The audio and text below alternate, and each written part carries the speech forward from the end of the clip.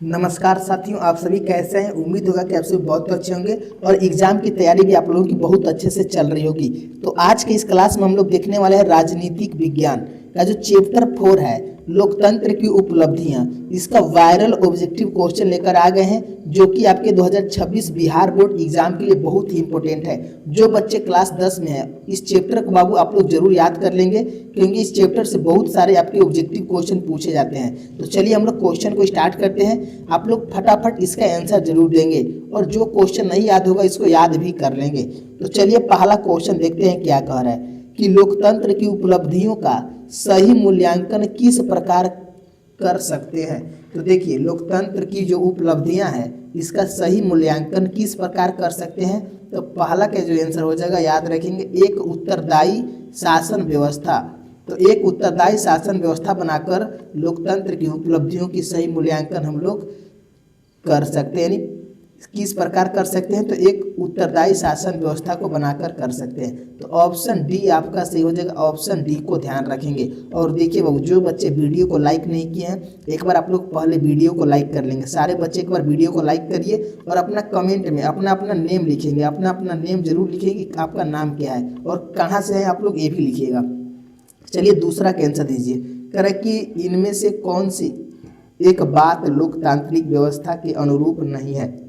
तो कौन सी एक बात है जो कि लोकतांत्रिक व्यवस्था के अनुरूप नहीं है। तो याद रखिए, बहुसंख्यकों की का शासन, जो बहुसंख्यक होते हैं उनका शासन। ऑप्शन ए आपका सही हो जाएगा, ऑप्शन ए को ध्यान रख लेंगे। चलिए तीसरा क्वेश्चन पूछ रहा है आप लोगों से कि लोकतांत्रिक सरकार का आधार क्या है।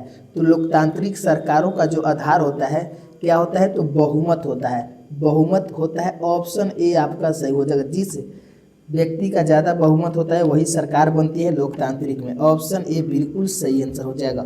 अगला क्वेश्चन, चौथा क्वेश्चन पूछ रहा है कि भारत एक लोकतांत्रिक राज्य है, निम्नलिखित में से किसमें यह घोषणा की गई है। तो भारत जो है एक लोकतांत्रिक राज्य है, यह किसमें घोषणा की गई है। चार का आंसर क्या हो जाएगा, तो यह बाबू याद रखेंगे, चार का जो आंसर हो जाएगा ऑप्शन डी हो जाएगा, नागरिक शास्त्र में।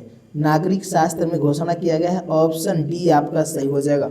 चलिए यह देखिए एक प्रस्तावना। चलिए अगला क्वेश्चन 5 के आंसर देंगे कि निम्नलिखित में से कौन सा देश में एक दलीय शासन है। तो कौन से देश में एक दलीय शासन है, क्या आंसर हो जाएगा कमेंट करेंगे। तो एक दलीय जो शासन है बाबू वह चीन में है, किसमें, चाइना में है। ऑप्शन बी को याद कर लेंगे। अगला क्वेश्चन छठवां क्वेश्चन कह रहा है कि एक उत्तरदायी एवं वैध शासन है। तो एक उत्तरदायी एवं वैध शासन क्या है, तो लोकतंत्र है। क्या हो जाएगा, लोकतंत्र हो जाएगा। देखिए राजतंत्र नहीं होगा, सैनिक तंत्र भी नहीं होगा, तानाशाही भी नहीं होगा। क्या होगा, तो लोकतंत्र होगा। ऑप्शन डी को याद कर लेंगे। और एक बार और बाबू, जो बच्चे न्यू स्टूडेंट होंगे यानी चैनल पर नए होंगे और जो चैनल को सब्सक्राइब नहीं किए हैं वो चैनल को सब्सक्राइब कर लेंगे, क्योंकि अगर आप लोग 2026 में एग्जाम देने वाले हैं तो इस चैनल पर बाबू ऑब्जेक्टिव क्वेश्चन के साथ साथ आपको सब्जेक्टिव क्वेश्चन भी करवाया जाता है और साथ में पीडीएफ भी दिया जाता है। वो भी सब कुछ फ्री में पीडीएफ दिया जाता है। तो जो बच्चे पीडीएफ लेना चाहते हैं बाबू लास्ट में हम जरूर बताएंगे पीडीएफ कहाँ मिलेगा। चलिए 7 का आंसर दीजिए कि देश में निष्पक्ष चुनाव कराने की जिम्मेवारी किसके ऊपर है। तो देश में निष्पक्ष चुनाव कराने की जो जिम्मेवारी होती है किसके ऊपर होती है, तो चुनाव आयोग के ऊपर होती है। किसके ऊपर बाबू, चुनाव आयोग के ऊपर होती है। ऑप्शन सी आपका सही हो जाएगा। अभी बाबू बिहार में चुनाव हुआ है तो यह कौन करवाया है, तो यह चुनाव आयोग करवाया है, इसको ध्यान रख लेंगे।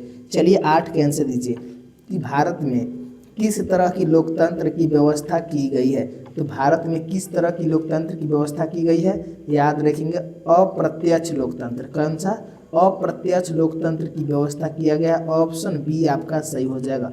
नेक्स्ट क्वेश्चन, क्वेश्चन नंबर 9 पूछ रहा है कि स्वतंत्र भारत में पहली बार राज्यों का पुनर्गठन किया गया है। तो स्वतंत्र राज्य में पहली बार राज्यों का पुनर्गठन किया गया है। देखिए कब किया गया है, कर 1950 में कि 1952 में, दोनों में नहीं किया गया है। कब किया गया है, तो 1956 में किया गया है। ऑप्शन डी को याद कर लेंगे, 1956 में किया गया है। ऑप्शन डी आपका सही हो जाएगा, ध्यान रख लेंगे।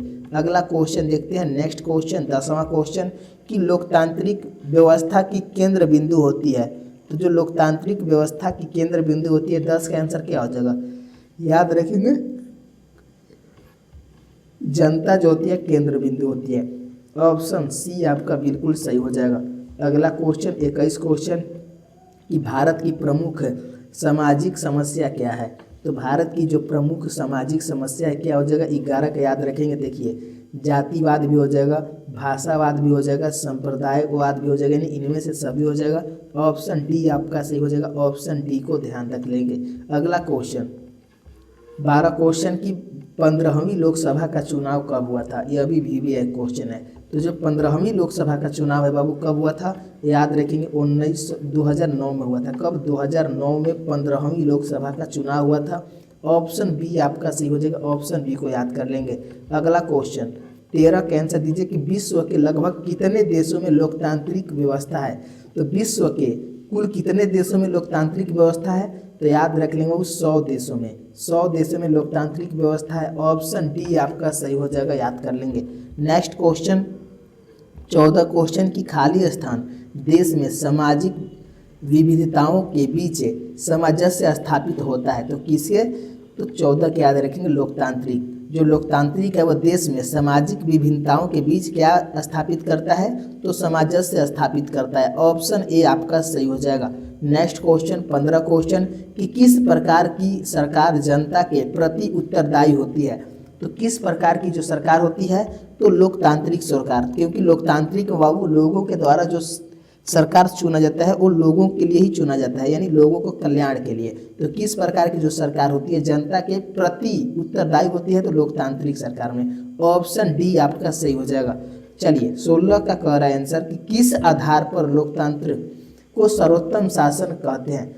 तो किस आधार पर लोकतंत्र को सर्वोत्तम शासन कहते हैं। 16 का आंसर क्या हो जाएगा, तो ऑप्शन सी याद रखेंगे, जनमत पर अधिक। तो जनमत पर अधिक हो जाएगा, ऑप्शन सी आपका सही हो जाएगा। 17 क्वेश्चन नंबर 17 कह रहा है कि लोकतांत्रिक देशों में फैसले एवं निर्णय किसके द्वारा लिए जाते हैं। तो लोकतांत्रिक में देश में फैसले एवं निर्णय जो है किसके द्वारा लिए जाते थे, तो याद रखें जनप्रतिनिधियों के द्वारा लिए जाते हैं। ऑप्शन बी को याद कर लेंगे। नेक्स्ट क्वेश्चन 18 क्वेश्चन कि निम्नलिखित में कौन लोकतंत्र की सफलता के लिए आवश्यक शर्त है। तो लोकतंत्र की सफलता के लिए आवश्यक शर्त क्या हो जाएगा, कह सांप्रदायिकता नहीं बाबू, प्रेस की स्वतंत्रता।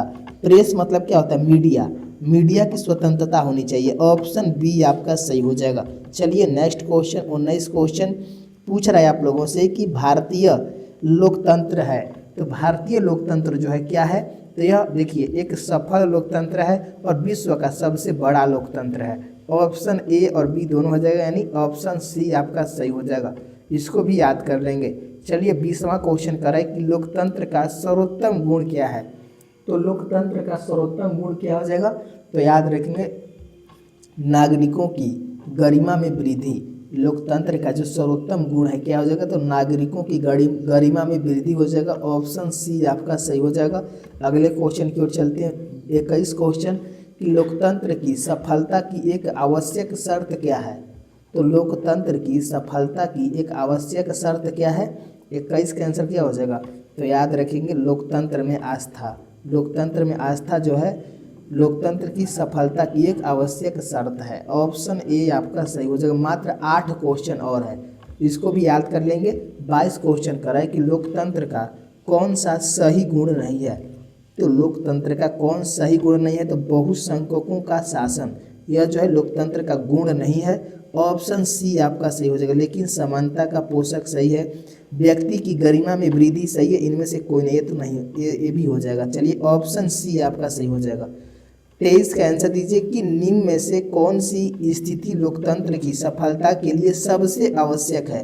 तो कौन सी स्थिति लोकतंत्र की सफलता के लिए सबसे आवश्यक है, याद रखेंगे बाबू, मजबूत जनमत यानी लोगों का मत। ऑप्शन ए आपका सही हो जाएगा। अगला क्वेश्चन 24 क्वेश्चन की भारतीय संविधान में किया गया संशोधन संबंधित है। तो भारतीय संविधान में जो किया गया संशोधन है वो संबंधित है किससे है, तो पंचायती राज से है। ऑप्शन बी आपका सही हो जाएगा। ऑप्शन बी को ध्यान रख लेंगे।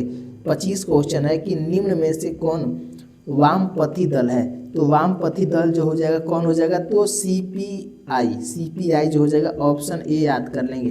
अगला क्वेश्चन, मात्र 3 क्वेश्चन और है।